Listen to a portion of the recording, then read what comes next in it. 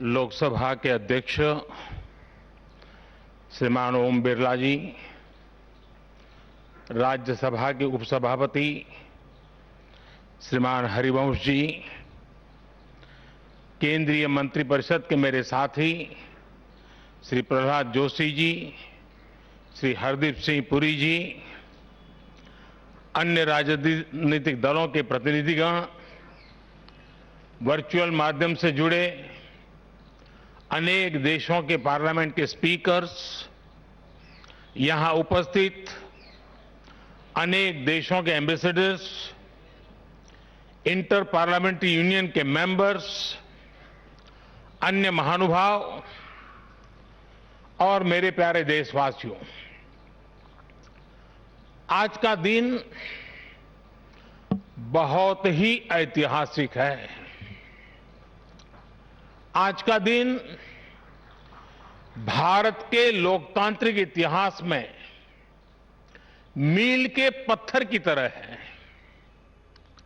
भारतीयों द्वारा भारतीयता के विचार से ओतप्रोत भारत के संसद भवन के निर्माण का शुभारंभ हमारी लोकतांत्रिक परंपराओं के सबसे अहम पड़ाव में से एक है।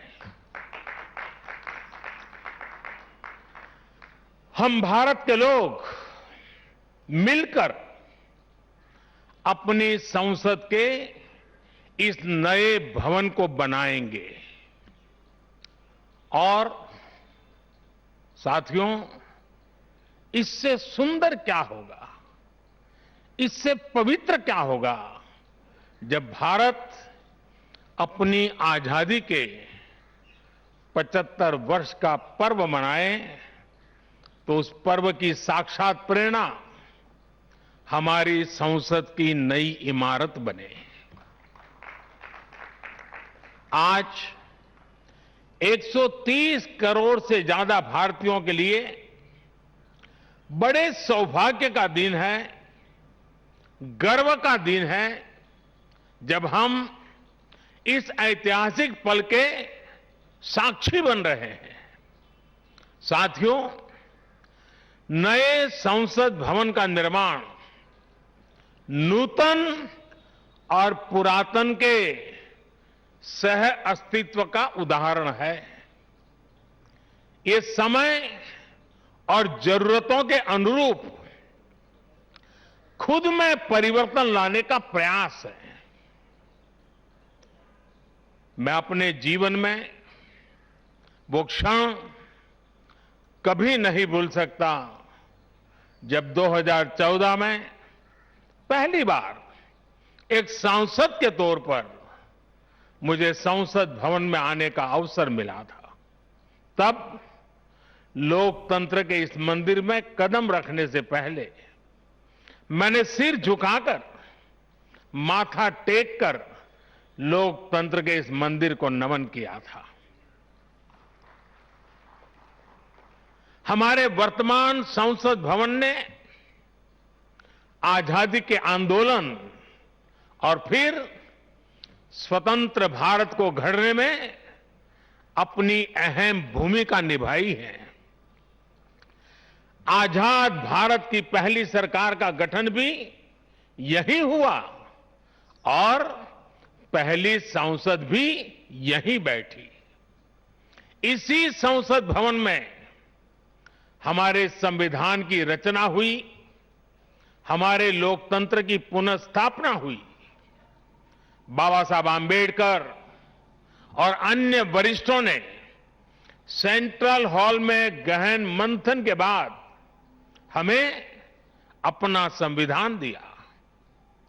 संसद की मौजूदा इमारत स्वतंत्र भारत के हर उतार चढ़ाव, हमारी हर चुनौतियां, हमारे समाधान, हमारी आशाओं आकांक्षाओं, हमारी सफलता का प्रतीक रही है। इस भवन में बना प्रत्येक कानून, इन कानूनों के निर्माण के दौरान संसद भवन में कहीं गहरी अनेक गहरी बातें, ये सब हमारे लोकतंत्र की धरोहर है। लेकिन साथियों, संसद के शक्तिशाली इतिहास के साथ ही यथार्थ को भी स्वीकारना उतना ही आवश्यक है। ये इमारत अब करीब करीब 100 साल की हो रही है। बीते दशकों में इसे तत्कालीन जरूरतों को देखते हुए निरंतर अपग्रेड किया गया।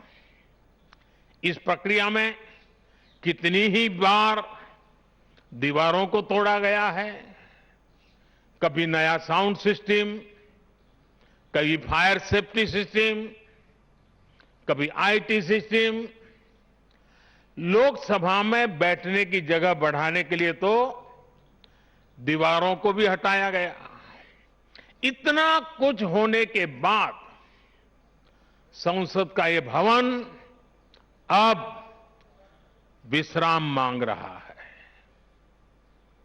अभी लोकसभा अध्यक्ष जी भी बता रहे थे कि किस तरह बरसों से मुश्किलों भरी स्थिति रही है।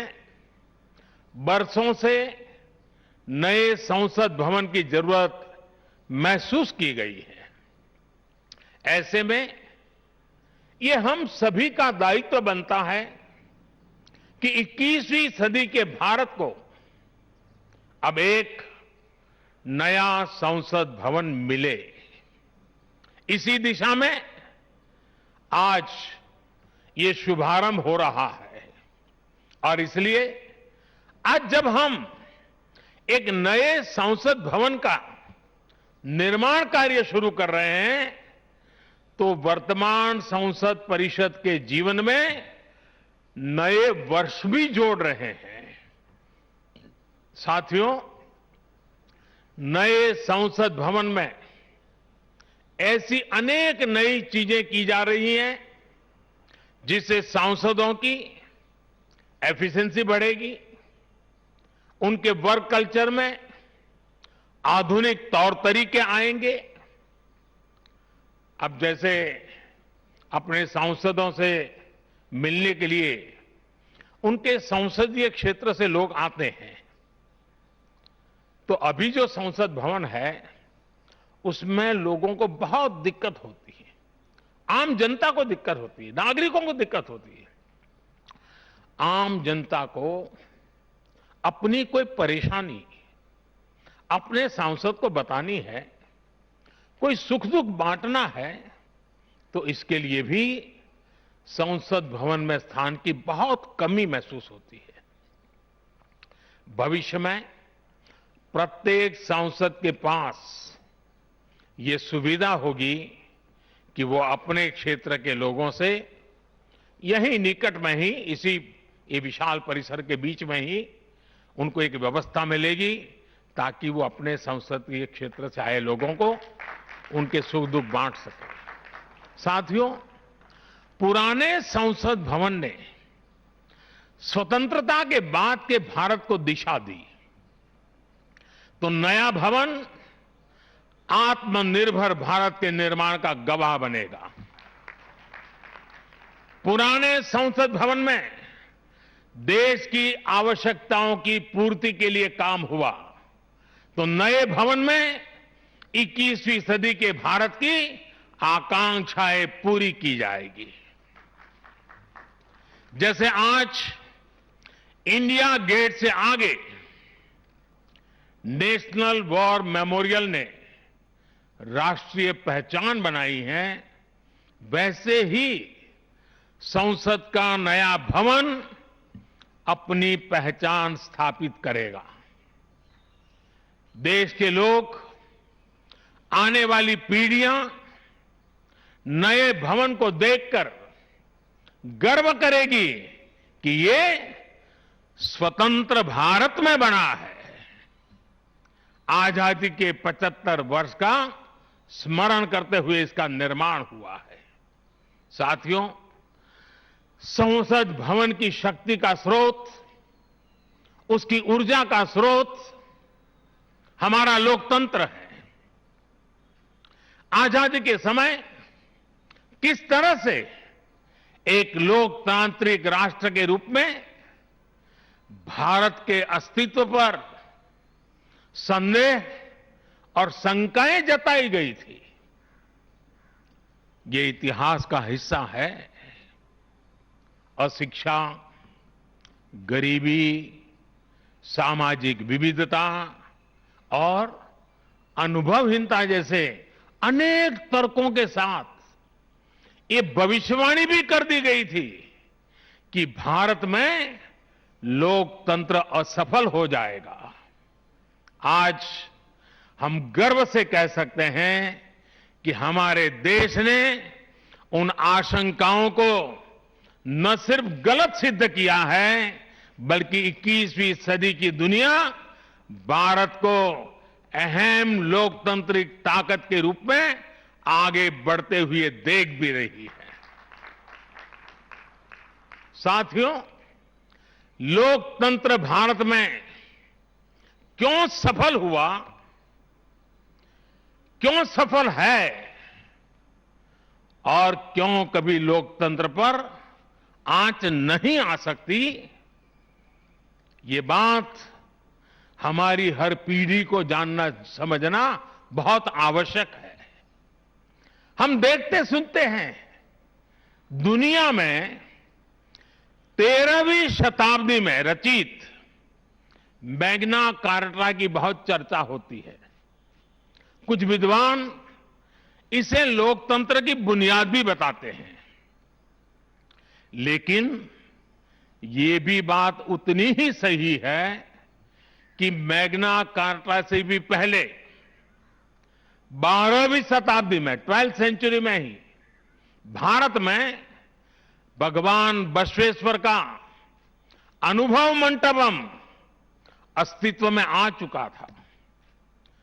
अनुभव मंटपम के रूप में उन्होंने लोक संसद का न सिर्फ निर्माण किया था, बल्कि उसका संचालन भी सुनिश्चित किया था। और भगवान बसवेश्वर जी ने कहा था, ಈ ಅನುಭವ ಮಂಟಪ ಜನಸಭಾ ನಾದಿನ ಮಟ್ಟು ರಾಷ್ಟ್ರದ ಉನ್ನತಿಗೆ ಹಾಗೂ ಅಭಿವೃದ್ಧಿಗೆ ಪುರಗಾವಗಿ ಕೆಲಸ ಮಾಡುತ್ತದೆ। यानी ये अनुभव मंटपम एक ऐसी जनसभा है जो राज्य और राष्ट्र के हित में और उनकी उन्नति के लिए सभी को एकजुट होकर काम करने के लिए प्रेरित करती है। अनुभव मंटपम लोकतंत्र का ही तो एक स्वरूप था। साथियों, इस कालखंड के और पहले जाएं तो तमिलनाडु में चेन्नई से 80-85 किलोमीटर दूर उत्तरा मेरूर नाम के गांव में एक बहुत ही ऐतिहासिक साक्ष्य दिखाई देता है। इस गांव में चोल साम्राज्य के दौरान 10वीं शताब्दी में पत्थरों पर तमिल में लिखी गई पंचायत व्यवस्था का वर्णन है, 10th सेंचुरी। और इसमें बताया गया है कि कैसे हर गांव को कुटुंब में कैटेगराइज किया जाता था, जिनको अगर आज की भाषा में कहना है तो हम आज उसको एक वार्ड कह सकते हैं। उन कुटुंबों से एक एक प्रतिनिधि महासभा में भेजा जाता था। और जैसा आज भी होता है, इस गांव में 1000 वर्ष पूर्व जो महासभा लगती थी वो आज भी वहां मौजूद है। और साथियों, 1000 वर्ष पूर्व बनी इस लोकतांत्रिक व्यवस्था में एक और बात बहुत महत्वपूर्ण थी। उस पत्थर पे लिखा हुआ है, उस शिलालेख में वर्णन है इसका, और उसमें कहा गया है कि जनप्रतिनिधि को चुनाव लड़ने के लिए अयोग्य घोषित करने का भी प्रावधान था। उस जमाने में। और नियम क्या था? नियम यह था कि जो जनप्रतिनिधि अपनी संपत्ति का ब्यौरा नहीं देगा, वो और उसके करीबी रिश्तेदार चुनाव नहीं लड़ पाएंगे। कितने सालों पहले, सोचिए कितनी बारीकी से उस समय पर हर पहलू को सोचा गया, समझा गया, अपनी लोकतांत्रिक परंपराओं का हिस्सा बनाया गया। साथियों, लोकतंत्र का हमारे इतिहास देश के हर कोने में नजर आता है, कोने कोने में नजर आता है। कुछ शब्दों से तो हम बराबर परिचित हैं। सभा, समिति, गणपति, गणाधिपति, ये शब्दावली हमारे मन मस्तिष्क में सदियों से प्रवाहित है। सदियों पहले शाक्य, मल्ल और बेज्जी जैसे गणतंत्र हो, लिच्छवी, मल्लक, मड़क और कंबोज जैसे गणराज्य हो, या फिर मौर्य काल में कलिंग, सभी ने लोकतंत्र को ही शासन का आधार बनाया था।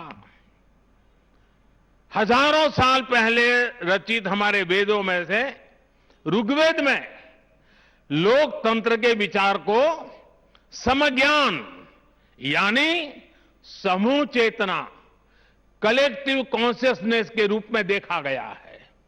साथियों, आमतौर पर अन्य जगहों पर जब डेमोक्रेसी की चर्चा होती है तो ज्यादातर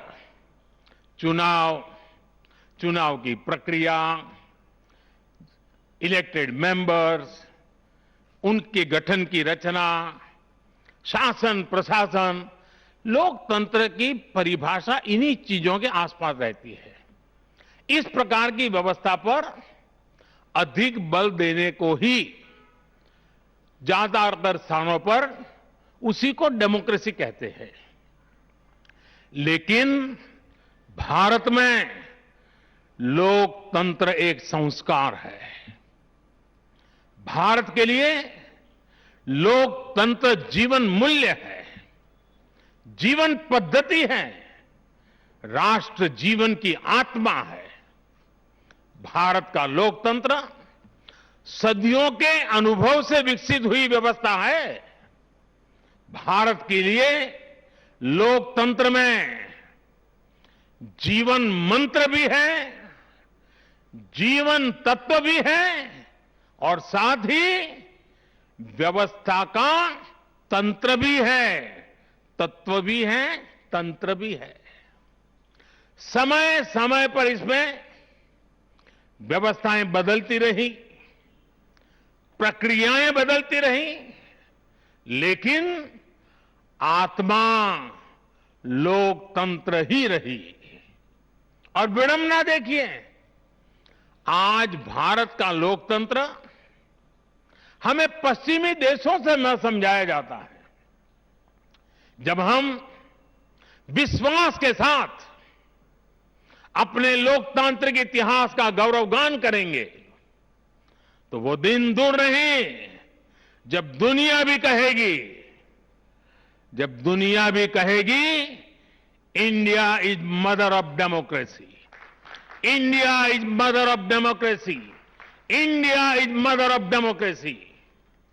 साथियों, भारत के लोकतंत्र में समाही शक्ति ही देश के विकास को नई ऊर्जा दे रही है, देशवासियों को नया विश्वास दे रही है। दुनिया के अनेक देशों में जहां लोकतांत्रिक प्रक्रियाओं को लेकर अलग स्थिति बन रही है, वहीं भारत में लोकतंत्र नित्य नूतन हो रहा है। हाल के वर्षों में हमने देखा है कि कई लोकतांत्रिक देशों में अब वोटर टर्नआउट लगातार घट रहा है। इसके विपरीत भारत में हम हर चुनाव के साथ वोटर टर्नआउट को बढ़ाते हुए देख रहे हैं, बढ़ता हुआ देख रहे हैं। इसमें भी महिलाओं और युवाओं की भागीदारी निरंतर बढ़ती जा रही है।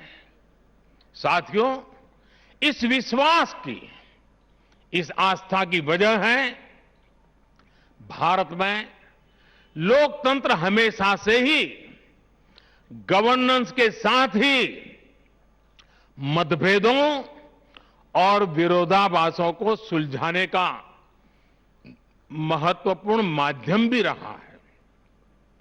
अलग अलग विचार, अलग अलग दृष्टिकोण, ये सब बातें एक वाइब्रेंट डेमोक्रेसी को सशक्त करते हैं।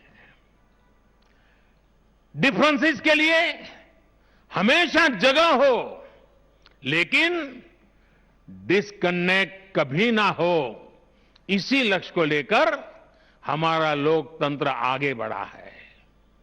गुरु नानक देव जी ने, और बड़ी सटीक बात कही है, गुरु नानक देव जी ने भी कहा है, जब लग दुनिया रही है नानक, जब लग दुनिया रही है नानक, किछु सुनिए किछु कहिए। यानी जब तक संसार रहे तब तक संवाद चलते रहना चाहिए। कुछ कहना और कुछ सुनना, यही तो संवाद का प्राण है, यही लोकतंत्र की आत्मा है। पॉलिसीज में अंतर हो सकता है, पॉलिटिक्स में भिन्नता हो सकती है, लेकिन हम पब्लिक की सेवा के लिए हैं। इस अंतिम लक्ष्य में कोई मतभेद नहीं होना चाहिए। वाद संवाद संसद के भीतर हो या संसद के बाहर, राष्ट्र सेवा का संकल्प, राष्ट्रहित के प्रति समर्पण लगातार झलकना चाहिए। और इसलिए आज जब नए संसद भवन का निर्माण शुरू हो रहा है, तो हमें याद रखना है कि वो लोकतंत्र जो संसद भवन के अस्तित्व का आधार है, उसके प्रति आशावाद को जगाए रखना हम सभी का दायित्व है। हमें हमेशा याद रखना है कि संसद पहुंचा हर प्रतिनिधि जवाबदेह है। ये जवाबदेही जनता के प्रति भी है और संविधान के प्रति भी है। हमारा हर फैसला राष्ट्र प्रथम, नेशन फर्स्ट, इसकी भावना से ही होना चाहिए। हमारे हर फैसले में राष्ट्रहित सर्वोपरि रहना चाहिए। राष्ट्रीय संकल्पों की सिद्धि के लिए हम एक स्वर में, एक आवाज में खड़े हो, ये बहुत जरूरी है।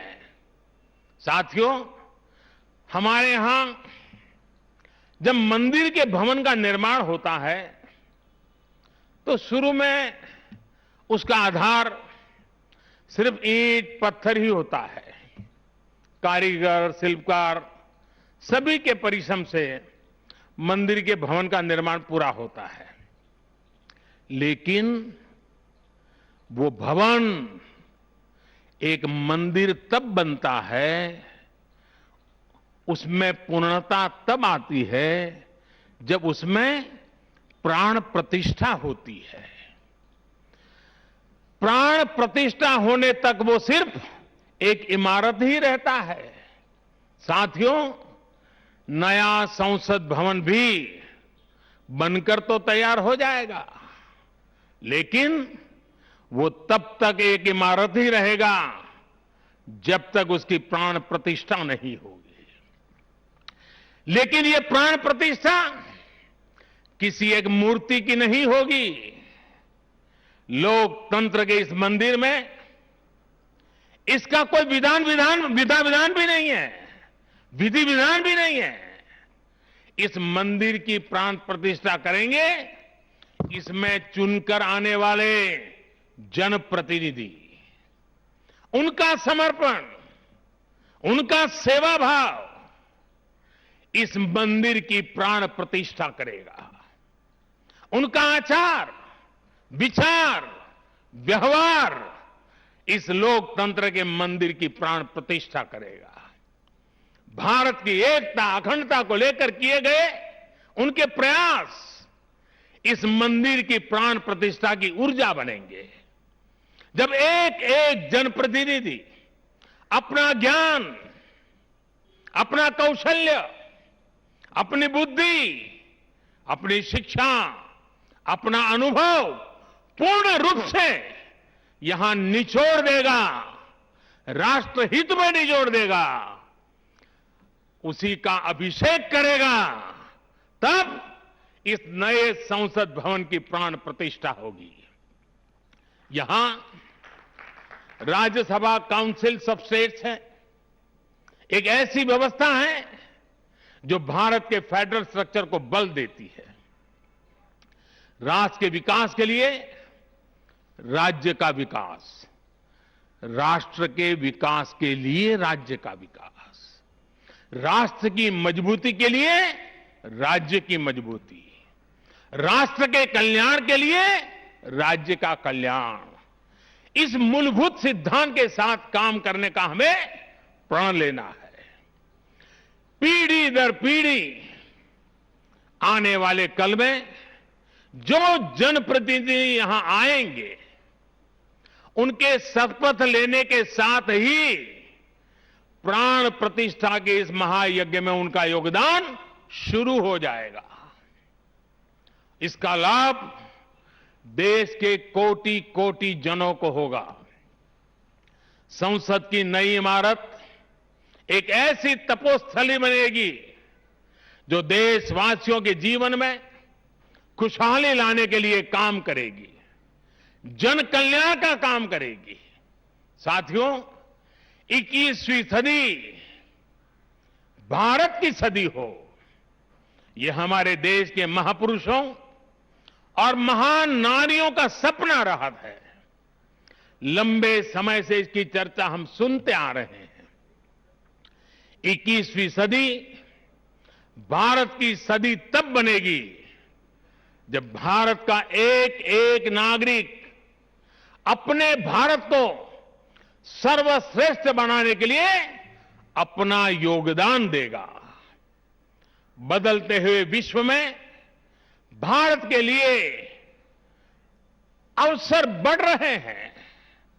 कभी कभी तो लगता है जैसे अवसर की बाढ़ आ रही है।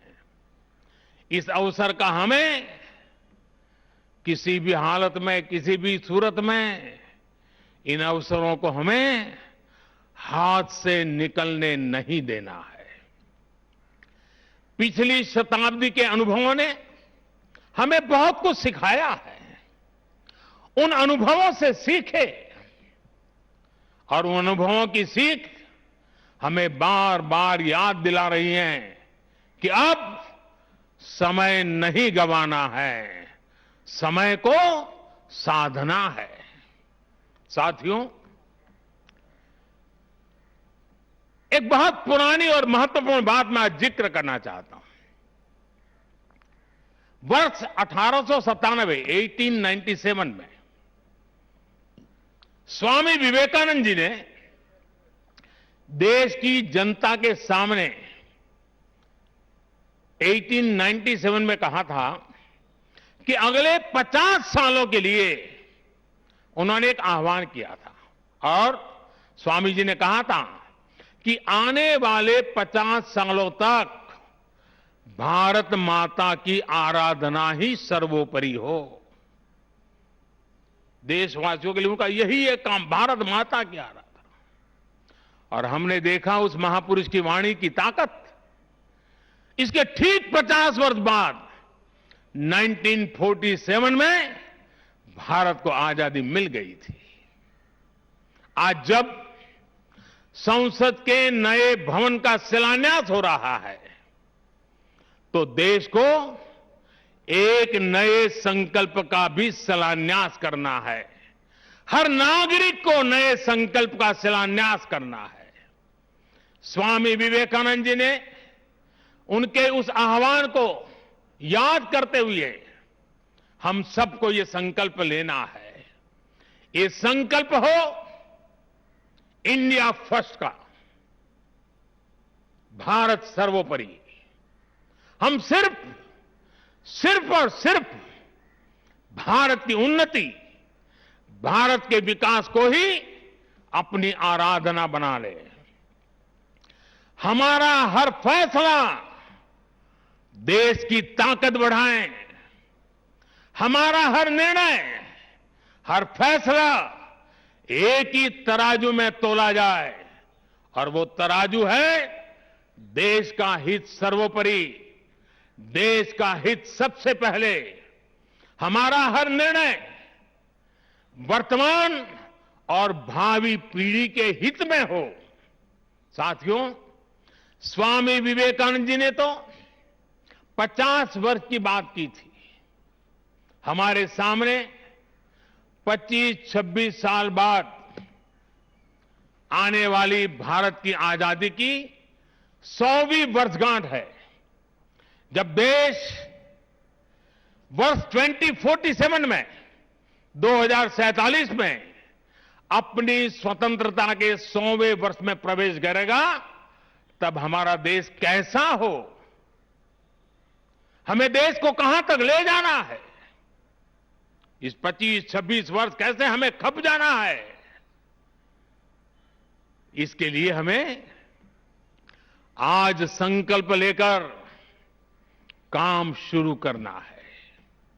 जब हम आज संकल्प लेकर देश हित को सर्वोपरि रखते हुए काम करेंगे तो देश का वर्तमान ही नहीं बल्कि देश का भविष्य भी बेहतर बनाएंगे। आत्मनिर्भर भारत का निर्माण, समृद्ध भारत का निर्माण अब रुकने वाला नहीं है, कोई रोक भी नहीं सकता। साथियों, हम भारत के लोग ये प्रण करें, हमारे लिए देश हित से बड़ा और कोई हित कभी नहीं होगा। हम भारत के लोग ये प्रण करें, हमारे लिए देश की चिंता अपनी खुद की चिंता से बढ़कर होगी।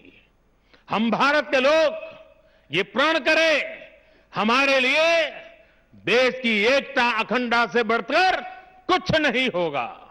हम भारत के लोग ये प्रण करें, हमारे लिए देश के संविधान की मान मर्यादा और उसकी अपेक्षाओं की पूर्ति जीवन का सबसे बड़ा ध्येय होगी।